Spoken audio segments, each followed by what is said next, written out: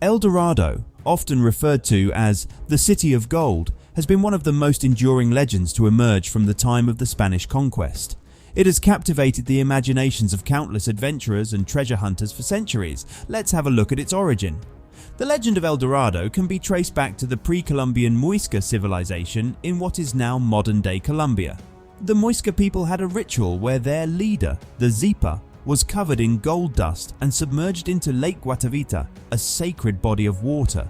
The gold-drenched Zipa then emerged from the water as a divine figure, inspiring the myth of a golden king. This ritual was intended as a sacrifice to the Muisca's god. To the Muisca, El Dorado was not a city, but the king at the center of this ritual, also called the Gilded One.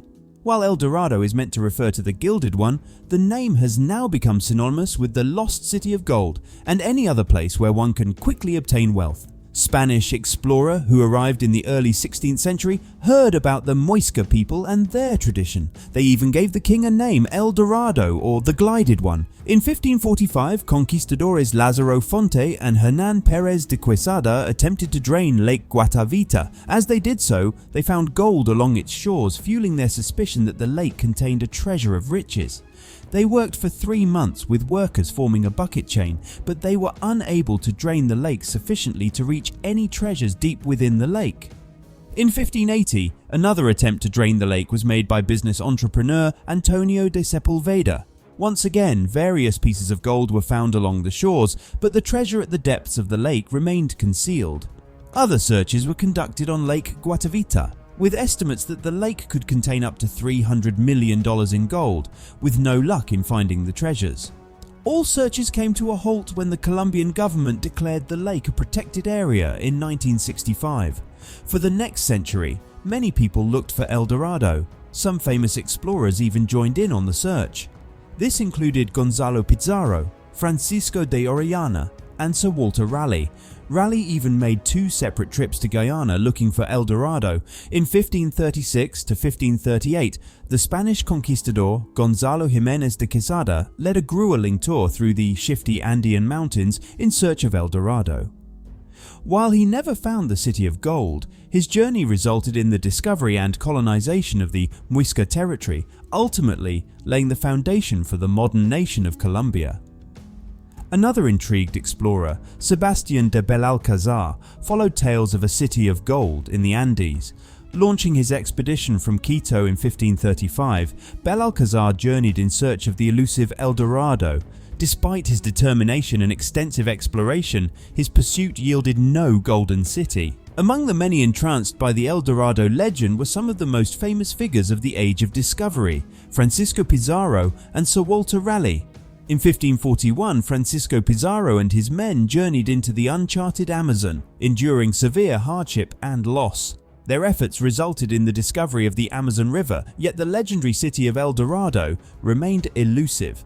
Later, Sir Walter Raleigh embarked on an expedition in 1595. He sought the city, hoping to strengthen England's position against Spain. He was also drawn to the promise of a city made of gold. He led 2 expeditions to Guyana, now part of modern-day Venezuela, in search of El Dorado. While Raleigh never found the City of Gold, his vivid accounts of South America further piqued European interest in the New World. Yet they found no City of Gold, only the remnants of Inca fortresses and the echoes of the Inca religion. The most recent attempt to find El Dorado occurred in 2000. The monastery of Santo Domingo was searching for underground Incan tunnels when they found a large tunnel beneath the monastery, but no gold. Then in 2001, Italian archaeologist Mario Poglia discovered a document from the 1600s that contained descriptions of a city that could potentially be El Dorado. Within the area, located in Paratuari in Peru, tools and evidence of man-made structures have been recovered, but El Dorado remains a mystery. Since 2007, a team of international and multidisciplinary researchers, led by Venezuelan archaeologist and explorer José Miguel Pérez Gómez, has conducted several expeditions into southeast Venezuela's unexplored jungle areas in search of storied Lake Parima. The team presented its results in October 2019 at the TerraSAR X Tandem X Science Team meeting. By using these advanced remote sensing technologies, the researchers were able to reconstruct a fossil lake and also identify the place where it emptied.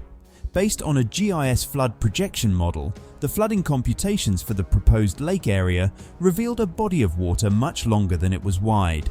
An elongated rift lake emerged, markedly similar to Sir Walter Raleigh's original map of 1595. Beyond the myth, various artifacts have been attributed to this lost city, adding to its intrigue and mystery. These include intricate pieces of jewellery, ceremonial objects, and golden relics, which often exhibit a high degree of craftsmanship. Many of these artifacts have been discovered in regions once ruled by indigenous South American civilizations, such as the Incas and Muisca. Although no concrete evidence directly links these artifacts to El Dorado, their existence has fueled speculation and ongoing interest in the legend.